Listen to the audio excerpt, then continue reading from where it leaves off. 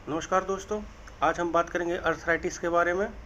इस वीडियो में हम चर्चा करेंगे इसके कारण, लक्षण, इसके उपचार के बारे में, पथ्य और अपथ्य मतलब क्या खाना चाहिए और इसमें क्या नहीं खाना चाहिए। यह अर्थराइटिस की वीडियो देखने के बाद आपको किसी भी और अर्थराइटिस की वीडियो देखने की जरूरत नहीं पड़ेगी।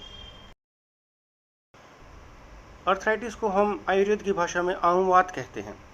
इसके निदान की बात करी जाए तो विरुद्ध भोजन यानी कि प्रकृति के विरुद्ध, समय विरुद्ध और संयोग विरुद्ध, यानी कि दूध के साथ कटहल खाना, नमक खाना, मछली, खरबूजा, कुल्थी, दही, मूंगफली खाना, ये सारे प्रकृति विरुद्ध होती हैं। संयोग विरुद्ध जैसे कि रात में दही खाना या अकेली दही खाना, बिना उसमें सेंधा नमक या मीठा मिलाए खाना, इस तरीके की चीज़ें खाने से हम संयोग विरुद्ध मानते हैं। और जैसे हम बात करें तो रात में लस्सी पीना, शहद और घी को सम मात्रा में खाना, दूध के साथ केला खाना। जी हाँ, दूध के साथ केला भी नहीं खाना चाहिए। अधिकतर लोग आज के टाइम में बनाना शेक पीते हैं, केला दूध खाते हैं, लेकिन उसको खाने के बाद वो पेट में इतना भारीपन सा लगता है कि आपकी वो अग्नि को भी मंद कर देता है, भूख नहीं लगती है। तो सबसे बड़ा मेन कारण ही इस बीमारी का यह है कि यह अग्नि को मंद कर देता है और भोजन को अच्छी तरीके से पकने नहीं देता।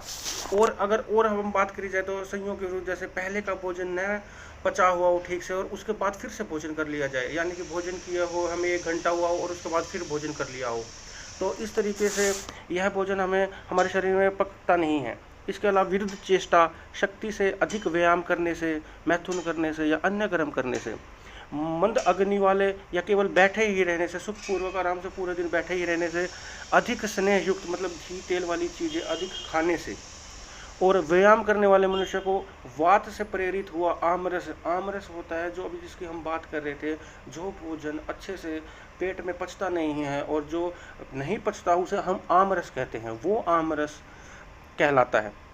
तो वो कफ के स्थानों में जाके, जैसे कि अमाशय, वक्षस्थल, कंठ, मस्तक, संधि यानी कि हड्डी, वहाँ पे जाके प्राप्त होता है, जिसके कारण वो अत्यंत विग्ध होकर आमरस नाड़ियों को प्राप्त होता है और फिर वहाँ पे जाके वो वात, पित्त और कफ से दूषित होकर अन्य वर्ण वाला और पिछल होकर नाड़ियों को अवरुद्ध कर देता है, और जहाँ अवरुद्ध होता है वहीं से हमारा अर्थराइटिस का दर्द शुरू होने लग जाता है। इससे अग्नि की दुर्बलता और हृदय में भारीपन होता है। यह आम नामक अति कठिन और संपूर्ण रोग का आश्रय देने वाला होता है, इसलिए कहा गया है क्योंकि मंद अग्नि होने के कारण हमारे पेट में खाना अच्छे से न पचने के कारण जो अपचत भोजन रहता है, जो लास्ट में जो भोजन बच जाता है, जो अच्छी तरीके से पचता नहीं है, वह आमरस कहलाता है। और वही आमरस वात, पित्त और कफ से कुपित होकर अलग अलग संधियों में जाकर वह जम जाता है, रुक जाता है, जिसके कारण अर्थराइटिस का पेन शुरू होता है। आमवात का रूप, आम और वात आदि एक साथ कुपित होकर त्रिक संधि में प्रवेश करते हैं। त्रिक संधि हम अंग्रेजी में कहें तो सैक्रम बोन कहते हैं और शरीर को स्तब्ध कर देते हैं। उस रोग को हम आमवात कहते हैं। जैसा कि अभी इस चित्र में आपको दिखाया गया है, यहीं सैक्रम बोन्स है और यहीं पे आके अर्थराइटिस का दर्द हमारे शरीर में होता है। यहीं पे आमरस जो आके है वो रुक जाता है और नाड़ियों को ब्लॉक कर देता है। अब अगर इसके लक्षणों के बारे में हम बात करें तो जिस रोग में अंगमर्द मतलब पूरे शरीर में दर्द होना, अरुचि मतलब खाने पीने का मन न करना, भूख न लगना, तृषा यानी कि प्यास, आलस्य, गौरव यानी कि शरीर का भारीपन होना, ज्वर यानी कि बुखार, अपाक मतलब अन्न का परिपाक न होना, और अंगों में शोथ यानी कि सूजन का होना। तो जिस रोग में पूरे शरीर में भारीपन लगना, अंगों का दुखना, अरुचि, प्यास का लगना, बार बार में आलस्य रहना, इस तरीके के लक्षण अगर दिखाई दे तो वो आमवात के लक्षण जानने चाहिए। और जिस रोग में मन्या यानी कि गर्दन, पीठ, कटी यानी कि हिप जॉइंट, जानू यानी कि घुटने, और त्रिक संधि अभी बताया था सैक्रम बोन्स, इनको संकुचित करता हुआ शब्द सहित और अंगों को ढीला कर देने वाले लक्षण होते हैं, उसे हम आमवात कहते हैं।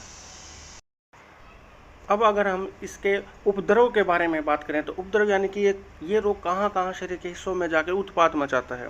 यह आमवात जब कुपित होता है तब सब रोगों में कष्टदायक यानी कठिन होता है। हाथ, पैर, सिर, गुल्फ, त्रिक, जानू और उरु और संधियों में जहाँ यह दोष पहुँच जाता है वहाँ पीड़ा सहित शोथ यानी कि सूजन उत्पन्न कर देता है। वह स्थान जहाँ प्रवेश कर यह दोष स्रोत उत्पन्न किए रहता है, वहाँ पे बिच्छू के डंक मारने जैसी पीड़ा रहती है। और इससे अग्नि की दुर्बलता यानी कि पाचन क्रिया को बिगड़ जाना हो जाता है।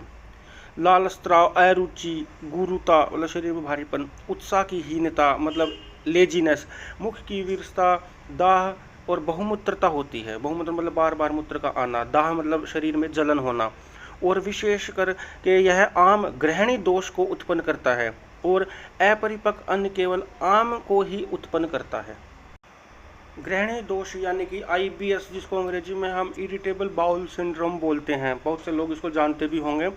और कोख का कठिन होना, शूल यानी कि शूल मतलब होता है दर्द, निंद्रा कभी नींद लगना कभी न लगना, तृष्णा मतलब प्यास, वमन यानी कि उल्टी आना, भ्रम, मूर्छा, हृदय ग्रह, मल अवरोध यानी कॉन्स्टिपेशन, कब्ज, शरीर की जड़ता, नमनस शरीर में आना, आंतों में गुड़ शब्द होना आना तथा और अनेक कष्टदायक उपद्रव करता है। अर्थात ये सब लक्षण आमवात के उपद्रव कहे जाते हैं।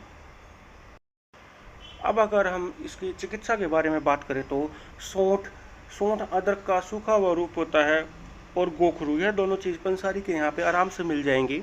इनको समान मात्रा में लेके काढ़ा बना लें।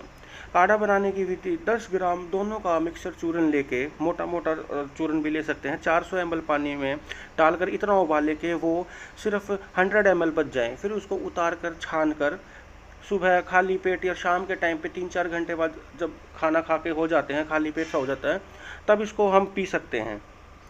इससे आर्थराइटिस तो ठीक होगा ही होगा, साथ में कमर में या हिप जॉइंट्स में या नी में भी अगर आपके दर्द रहता है तो वो भी इससे आराम से ठीक हो जाएगा। यह बहुत ईजिली और घरेलू चिकित्सा है इसकी, और बहुत ही कारगर चिकित्सा है।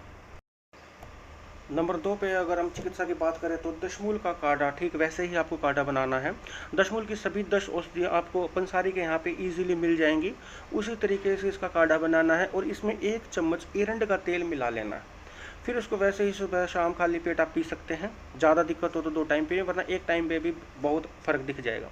इसके अलावा या सिर्फ सौंठ का काढ़ा बनाकर वैसे ही एरंड का तेल मिला के पीने से भी कमर, घुटने, कलाई आदि जहाँ पे भी सैरम बोन्स होती हैं या जोड़ होते हैं, वहाँ के सभी के दर्द को आराम से ये ठीक कर देता है। इसको पीने के बाद हो सकता है एक बार हल्के पतले दस्त की आपको पोटी जाना पड़ सकता है, जिससे कि शरीर में जितने भी वात को उसमें निचोड़ कर वो बाहर फेंक देता है वात के दोषों को। नंबर 3 पे जो चिकित्सा है वो उन लोगों के लिए है जो सभी तरीके के दवाई लेकर थक गए हैं और बहुत साल पुराना हो चुका है आर्थराइटिस, फिर भी ठीक ना हो रहा हो, तो यह उपयोग जरूर करें। सौंठ और गिलोय लेके दोनों को मिक्स करके फिर उनका वैसे ही काढ़ा बना के पीने से जो लोग सब तरह की दवाई लेकर थक गए हैं ना, वो लोग इस चिकित्सा से बिल्कुल ठीक हो जाएंगे। 1 या 2 महीने इसका जरूर से जरूर उपयोग करके देखें। यह बहुत ही, इसमें आयुर्वेद में इसको महाऔषधि काढ़ा का नाम दिया गया है, तो यह उपचार जरूर से जरूर करिए। अब हम बात करेंगे लेप चिकित्सा की। सिर्फ और सिर्फ एरंड के तेल से मालिश करने से भी हर प्रकार के वात रोग ठीक होते हैं। आर्थराइटिस का दर्द खत्म होता है। घुटने, कमर, कलाई, जहाँ कहीं भी बूढ़े बुजुर्ग लोगों को भी जहाँ जिसको भी यह दर्द होता हो, वो रोज 2 टाइम एरंड के तेल से मालिश जरूर करे या फिर करवाए। यह बहुत ही लाभदायक औषधि है। दूसरा, सरसों के तेल में थोड़े से लहसुन डाल के पका लें, फिर उसे उतार कर छान कर कांच की बोतल में रख लें। इससे भी नित्य मालिश करने से सभी प्रकार के वात रोग या शरीर में कहीं दर्द हो रहा हो तो उसमें भी यह बहुत ही लाभदायक होता है। अब हम बात करते हैं पथ्य, मतलब क्या चीज़ आपको करनी चाहिए, खानी चाहिए।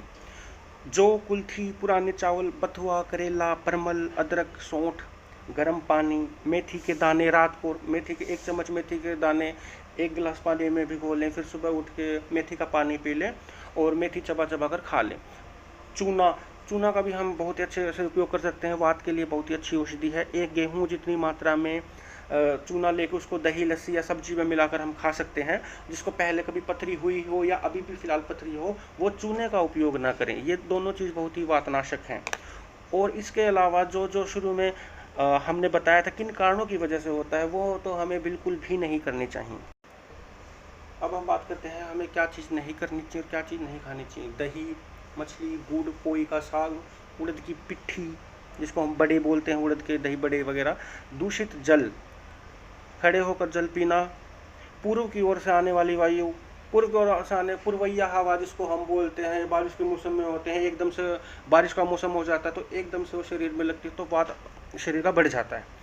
विरुद्ध भोजन, विरुद्ध भोजन मैंने थोड़ा बहुत आपको बता भी दिया है, वैसे आप इंटरनेट पर सर्च भी कर सकते हैं, उसकी लंबी लिस्ट होती है। वेगों को रोकना, वेग जो शरीर में होते हैं, मल मूत्र का त्याग करना, जैसे छींक आना, नींद आना, ये शरीर के वेग होते हैं, इनको हमें कभी भी नहीं रोकना चाहिए। अगर कभी यूरिन आ रहा है तो उसे रोक के नहीं रखना चाहिए, अगर पोटी आ रही है तो उसको रोक के नहीं रखना चाहिए, अगर नींद आ रही है तो हमें उसको रोक के ज़बरदस्ती नहीं जागना चाहिए, सो जाना चाहिए। तो इस तरीके के जितने भी वेग होते हैं वो शरीर में कभी भी धारण नहीं करना चाहिए, उनको हमें निकाल देना चाहिए। रात में जागना, पचने से भारी भोजन का खाना, इस तरीके की चीज़ें हमें नहीं खानी चाहिए। दिन में सोना ये नहीं करना चाहिए, इससे शरीर भारी हो जाता है। और जो शुरू में जो बताए थे विरुद्ध भोजन, संयोग विरुद्ध भोजन, किन कारणों से यह चीज़ होती है, अगर उन कारणों को हम वैसे ही नहीं करेंगे तो ये ऑटोमेटिकली 50% बीमारी तो अपने आप ही ठीक होती चली जाएगी। Precaution is better than cure.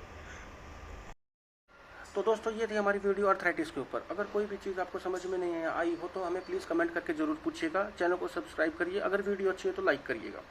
हमने यह वीडियो काफ़ी सारी बुक से रेफरेंस लेकर बनाई गई है। इसमें जो नुस्खे दिए गए हैं वो बहुत ईजी हैं, पंसारी की दुकान पे से ईजिली आपको मिल भी जाएंगे और बहुत से लोगों पे आजमाए हुए भी हैं। लेकिन फिर भी हम यही कहना चाहते हैं, अगर आपको कोई अन्य बीमारी है तो यह नुस्खे आप किसी भी डॉक्टर की सलाह से लेकर ही करें।